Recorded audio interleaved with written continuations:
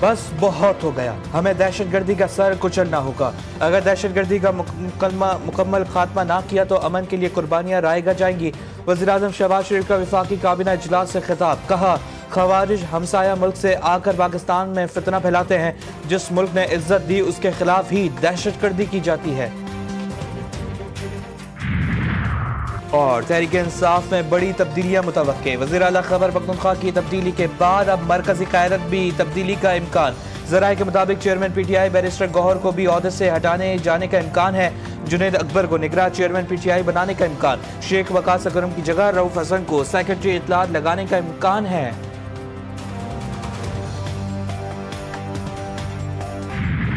مٹھی بھر دہشت گرد، ان کو سہولت کاری ملتی ہے جیل میں بیٹھے ہوئے شخص سے جو دہشت گردوں کا چیف سپانسر ہے، جس نے پہلے بھی اپنی حکومت کے دوران دہشت گردوں کو واپس لا کر سیٹلڈ ایریاز کے اندر بسایا۔ علی امین گڈھا پور سے رنجش یہ تھی کہ تم دہشت گردوں کی ٹھیک طرح سے سہولت کاری نہیں کر پا رہے، تو یہ جو سہیل آفریدی کو لایا گیا ہے یہ اس لیے لایا گیا ہے کہ دہشت گرد اور ان کے سہولت کاروں کو مکمل طور پہ سپورٹ کیا جائے۔ سہیل آفریدی کو خیبر پختونخوا میں دہشت گردوں کی سہولت کاری کے لیے لایا گیا۔ سہیل آفریدی کے ذریعے دہشت گردوں کو سہولت کاری کی اجازت ہرگز نہیں دیں گے۔ وزیر اطلاعات عطا تارڑ نے صاف بتا دیا، کہا کہ جیل میں بیٹھے شخص کے دور میں دہشت گردوں کو واپس لایا گیا۔ لندن کی عدالت کے فیصلے سے پی ٹی آئی کا بیانیہ پٹ گیا۔ خیبر پختونخوا کی صوبائی حکومت نے بھاری رشوت لے کر عہدے بیچے، ریاست مخالف بیانیہ بانی پی ٹی آئی کا ایجنڈا ہے۔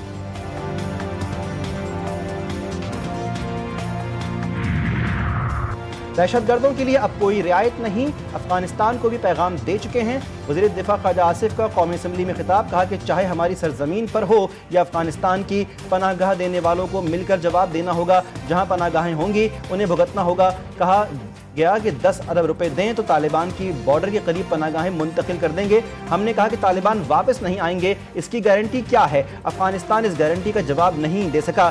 راجہ پرویز اشرف بولے، پاکستان میں جو بھی دہشت گردی ہو رہی ہے اس کے پیچھے بھارت ہے، بھارت دہشت گردی کا بہانہ بنا کر پاکستان پر حملہ آور ہوا۔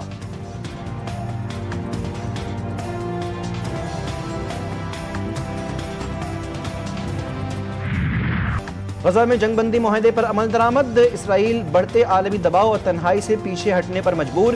صہیونی فوج نے انخلا کے لیے کئی چیک پوسٹیں خالی کر دیں۔ حماس نے یرغمالیوں کو محفوظ مقامات پر منتقل کرنا شروع کر دیا۔ معاہدے کے پہلے مرحلے میں 20 یرغمالی، 250 عمر قید کے قیدیوں سمیت 2000 فلسطینی رہا کیے جائیں گے۔ ہلاک یرغمالیوں کی لاشیں بعد میں واپس کی جائیں گی۔ 400 امدادی ٹرک روزانہ داخل ہوں گے۔ رفح بارڈر کراسنگ بھی دوبارہ کھولی جائے گی۔ حماس کا اسرائیل کو معاہدے کی تمام شرائط پر عمل درآمد کا پابند بنانے کا مطالبہ۔ امن معاہدے کے باوجود اسرائیلی حملوں میں مزید 10 فلسطینی شہید اور 61 زخمی ہوئے۔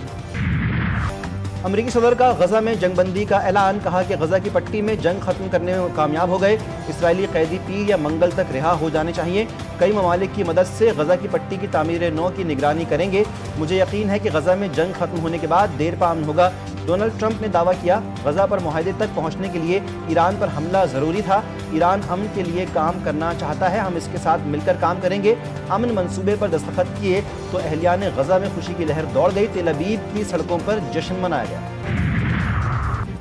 قطر کا بھی امن معاہدے پر اطمینان کا اظہار۔ قطری وزارت خارجہ نے کہا، جنگ بندی معاہدے کے پہلے مرحلے میں جنگ کے خاتمے، اسرائیلی یرغمالیوں اور فلسطینی قیدیوں کی رہائی اور امداد کی فراہمی ممکن ہوگی۔ اقوام متحدہ کے سیکرٹری جنرل اینٹونیو گوتریس کا بھی جنگ بندی معاہدے کا خیر مقدم۔ سعودی وزارت خارجہ نے اپنے بیان میں کہا کہ انہیں امید ہے کہ اس معاہدے سے ہنگامی بنیاد پر غزہ میں امداد کی فراہمی ممکن بنائی جائے گی۔ متحدہ عرب امارات کا فلسطین کی حمایت کے عزم کا اعادہ۔ لبنانی صدر نے ابتدائی معاہدے کو مستقل جنگ بندی کی طرف پہلا قدم قرار دیا۔ ترک صدر نے کہا کہ ترکیہ معاہدے کے اطلاق کے عمل کی نگرانی کرے گا۔ برطانوی وزیر اعظم نے کہا کہ لمحہ فلسطینی شہریوں کے لیے اطمینان بخش ہے۔ اسرائیلی حراست سے رہائی کے بعد سینیٹر مشتاق احمد پاکستان پہنچ گئے۔ مشتاق احمد گلف ایئر لائن کی پرواز سے اسلام آباد ایئرپورٹ پر پہنچے۔ مشتاق احمد خان نے جماعت اسلامی سے استعفیٰ دے دیا۔ ایک ٹی وی انٹرویو میں استعفے کی تصدیق کی۔